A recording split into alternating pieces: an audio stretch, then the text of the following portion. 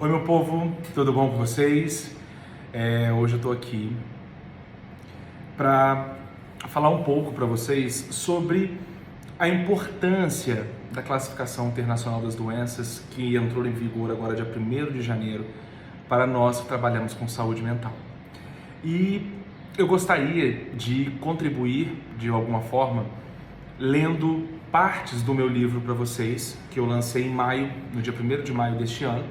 É Quando o Sucesso Vira Burnout, que foi um livro, assim, uma mudança de águas da minha vida. Existe o José Fernandes antes desse livro e o José Fernandes depois desse livro, porque esse livro foi usado como instrumento para ajudar muitas pessoas mesmo.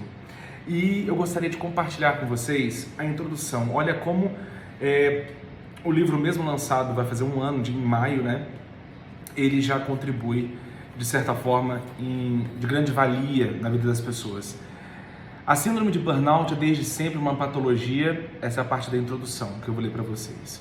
A síndrome de burnout é desde sempre uma patologia presente em nossa existência. No entanto, a relevância que ela de fato demanda somente será notória em janeiro de 2022, agora dia 1º de janeiro, quando será incluída na CID-11, que é a Classificação Internacional das Doenças. Para uma noção mais aproximada do efeito do burnout na sociedade atual, segundo os estudos feitos antes da pandemia, 70% da comunidade médica já apresentavam algum sintoma de estresse ou ansiedade. E após a pandemia, estudos indicaram um elevado índice de 86% a 94% de médicos com burnout. Isso aqui foi um estudo que eu vi no PubMed, onde eles avaliaram os médicos que trabalharam na pandemia, aqueles que estavam na linha de frente, aqueles que não estavam na linha de frente, quem adoeceu e quem não adoeceu. Quer dizer, quem adoeceu mais que o outro, porque os dois grupos adoeceram. No caso, os médicos que ficaram dentro do consultório adoeceram menos, porém com uma elevada taxa de adoecimento, e os médicos que ficaram, os médicos e profissionais de saúde que ficaram na linha de frente do Covid, eles adoeceram muito mais, chegando a uma taxa de 94% de adoecimento. Será que estamos dando o real valor a esta patologia? Segundo estudos durante a pandemia, dentre os médicos que ficaram na linha de frente no combate do Covid, 83% contraíram burnout. E dentre aqueles que permaneceram em seus consultórios, a incidência foi de 71%. No trabalho, o impacto do burnout é sentido em todas as esferas, das atividades mais simples às mais complexas, das mais operacionais às mais intelectualizadas, ou seja, todas as esferas de trabalho, todas as pessoas, qualquer pessoa que execute a sua função, sendo ela intelectualizada, sendo essa tarefa uma jornada de trabalho como mão de obra, independente de qual seja a sua profissão, você entrou dentro do espectro do adoecimento pelo burnout. A doença comete aquele que ultrapassa os parâmetros saudáveis e envereda por rotinas nocivas, tóxicas, que afetam profundamente seu estado emocional e mental. A grande questão é que o burnout, ele começa dentro da função que a pessoa exerce, né? Então a pessoa ela adoece porque ela não sabe administrar o estresse crônico a longo prazo que lhe foi transmitido durante esse tempo, e a pessoa não soube administrar isso, e com isso ela entra nesse processo de adoecimento pelo burnout. Um bom exemplo disso foi realizada uma pesquisa a pedido da Microsoft para avaliar a qualidade da saúde mental de seus servidores que estavam atuando em home office, porém em first line. E foi constatado um aumento significativo no desgaste decorrente do burnout nestes profissionais. Essa pesquisa apontou que dentre os funcionários brasileiros entrevistados, o Brasil estava em primeiro lugar. 44% dos brasileiros que trabalhavam na Microsoft adoeceram por burnout. É um índice alarmante que posicionou o Brasil em primeiro lugar nesse quesito, ficando à frente dos Estados Unidos e Alemanha. Certamente não é um tipo de ranking que queremos ver caracterizando nossa sociedade e nenhuma outra de preferência. Como combater isso? É esta a proposta dessa obra, um desafio que diz respeito a todos nós, pois a convivência saudável é um bem do qual não se deve abrir mão, sob pena de gerar outro tipo de pandemia, a emocional, a mental, a que compromete de fato toda a vida e a de todos ao redor. As pesquisas apontam, os estudos relevantes em cima do burnout nos últimos 2, 3 anos mostram pra gente o seguinte: e quando eu tenho um profissional adoecido dentro da minha empresa, esse profissional naquele setor, mesmo que seja o setor, um exemplo, só para vocês entenderem, pode ser o gerente de marketing, mas dentro daquele setor do gerente de marketing, ou pode ser aquele cara que trabalha na máquina de Xerox, mas naquele setor da máquina de Xerox, se ele adoecer com burnout, ele pode contaminar as outras pessoas ao seu redor.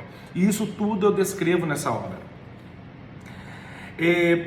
O combate ao burnout é necessário e urgente, requer medidas práticas amparadas por profissionais de saúde habilitados e capacitados para erradicá-la, sob pena de tornar-se uma pandemia global com desdobramentos catastróficos que chegam ao suicídio. Que este material contribua para que os profissionais da área da saúde, pessoas leigas, ou seja, esse livro ele foi feito tanto para pessoas que trabalham dentro da área da saúde mental, dentro da área da saúde, ou seja, qualquer médico em qualquer especialidade, enfermeiros, técnicos de enfermagem, farmacêuticos, pessoas que trabalham na área de saúde, como também pessoas que não trabalham na área da saúde, sendo professores, juízes, desembargadores, pessoas que trabalham no serviço público.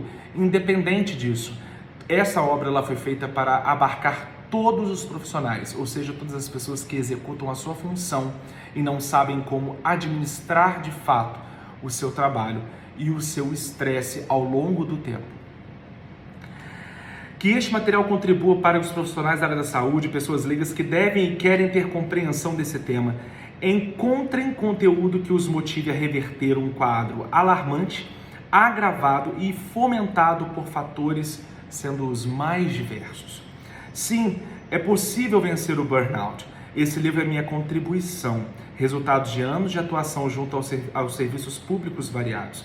Escrever sobre este tema foi um desafio que reforçou minha certeza de que disseminar o conhecimento a respeito de muitos fatores e fenômenos que cercam o burnout é o primeiro passo para estabelecer o estado de bem-estar mental e emocional necessário ao processo de interrupção da evolução e possivelmente a reversão do quadro.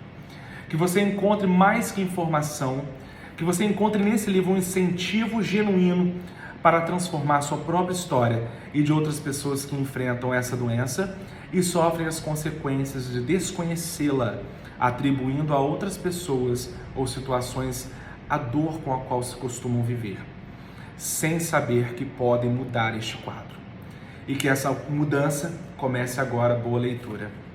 Essa é a introdução do meu livro, que durante a pandemia eu escrevi, e é um resultado de muito estudo e dedicação sobre o burnout, e principalmente porque eu sou vítima do burnout. Eu tive 2 episódios de burnout e todos os dias eu luto para que o burnout ele não se restabeleça na minha vida.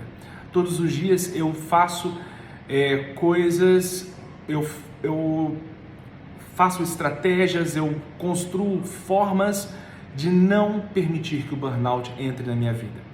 Então que durante esse mês que eu faça essas leituras, vou pegar sempre um trecho importante do livro, e também para que vocês tenham também uma consciência cronológica do que eu quis dizer com o livro e como ele deve ser abordado, como ele é investigado, como ele é diagnosticado, como ele é tratado.